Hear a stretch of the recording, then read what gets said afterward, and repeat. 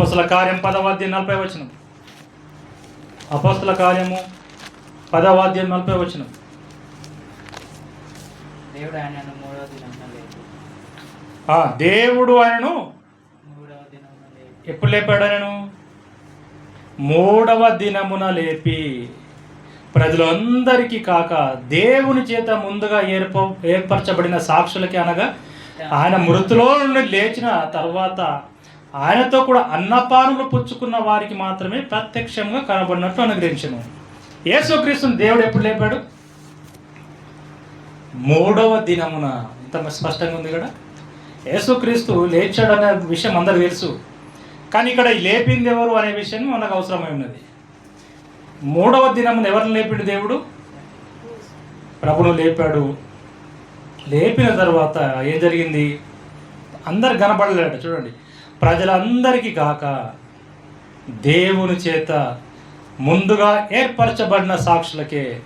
ఎవరికి కనబడ్డాడట? ముందుగా ఏర్పరచబడిన సాక్షులకే, అనగా ఆయన మృతులో నుండి లేచిన తర్వాత అన్నపానములు పుచ్చుకున్న వాళ్ళు ఎవరు?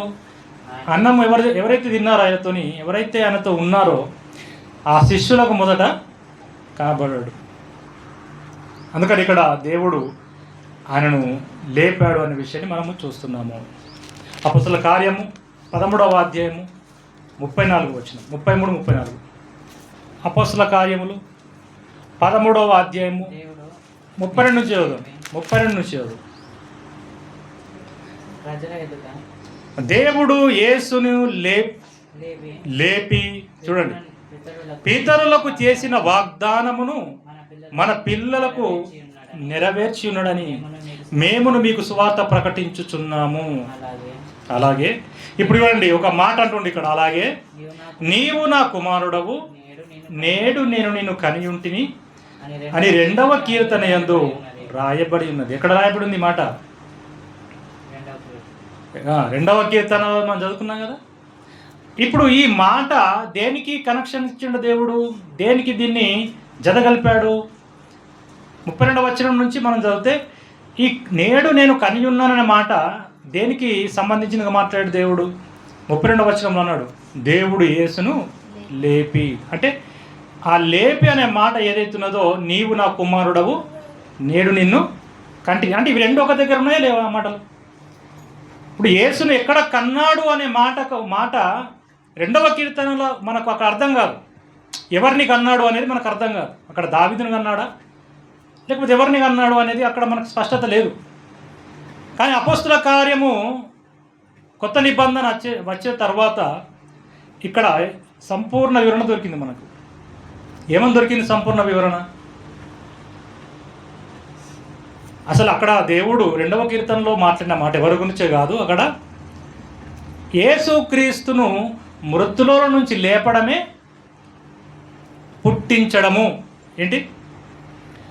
సమాధిలో నుంచి యేసుక్రీస్తుని చనిపోయిన వారిలో నుంచి లేపడమే దాన్ని ఏమన్నాడు? పుట్టించడం అన్నాడు. ఇంకొక మాట పర్యాయ పదము నూతన సృష్టి. ఏ సృష్టి?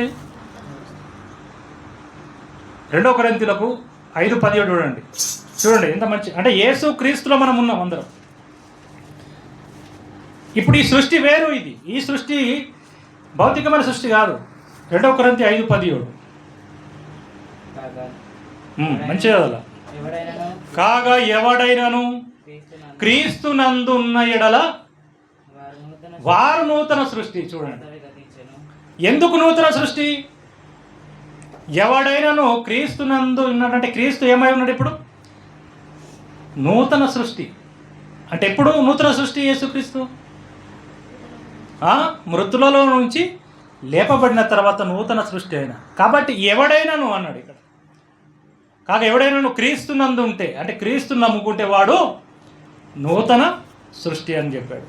కనుక ఇక్కడ దావీదు గారు ప్రవచిస్తున్న ప్రవచనాలు, దావీదు గారు చాలాసార్లు యేసుక్రీస్తు గురించి ప్రవచించిన మాటలన్నీ కూడా కీర్తన గ్రంథం రాయబడి ఉన్నాయి. అవి నెరవేరిపోయినాయి ఆల్రెడీ. కనుక ఇక్కడ మనం యేసుక్రీస్తు గురించి మనం నేర్చుకుంటుంది ఏంటంటే, దావీదు కీర్తనలో ఉంటున్న ఆ మాట యేసుక్రీస్తు యొక్క పునరుద్ధానమును బట్టి జరిగిన, యేసుక్రీస్తును దేవుడు లేపుడా అన్న విషయం మనం తెలుసుకుంటున్నాం. ఇట్లా డిస్టర్బ్ అయిపోయినా. అపొస్తల కార్యం 17వ అధ్యాయం 31వ వచనం. అపొస్తల కార్యములు 17వ అధ్యాయం 31వ వచనం.